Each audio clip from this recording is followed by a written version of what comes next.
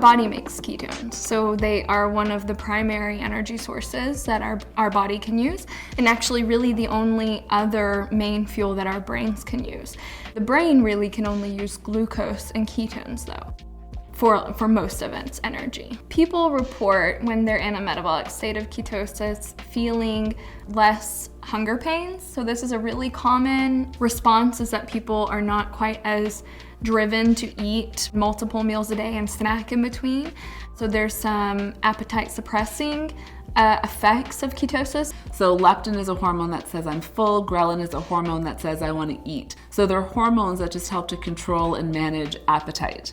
And what we have found is that beta hydroxybutyrate, or BHB, can actually impact our leptin and ghrelin levels.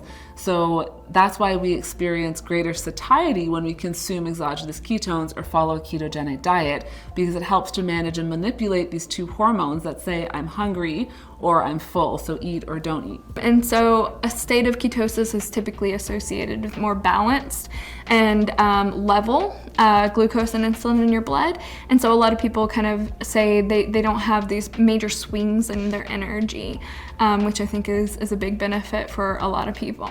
Our research on exogenous ketones has focused on performance predominantly. So we've done a number of studies in athletes looking at their ability to perform intermittent running protocols. So that mimics, for example, team sports like soccer.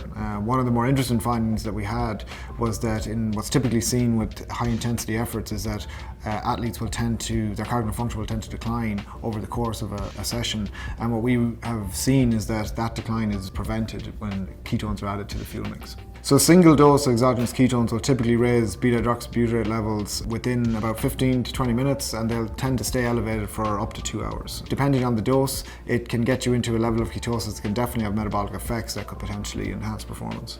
What we know from looking at rodent studies that have been done that have looked at training, they've been able to show that in muscle, after a period of training, these rodents are better able to uptake and utilize ketones. So there's definitely something going on in the periphery in terms of the use of ketones. There's no doubt they can be used. People are still doing research to understand the differences between ketosis induced by a dietary state of ketosis or fasting versus exogenous ketones.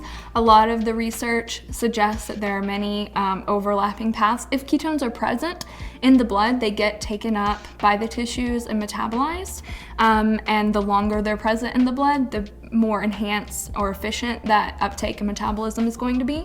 So I'd say right now the data suggests that largely ketone metabolism is similar between, once the ketones are in the blood, they're gonna have similar effects, at least for the effects that are mediated specifically by the ketone molecules themselves.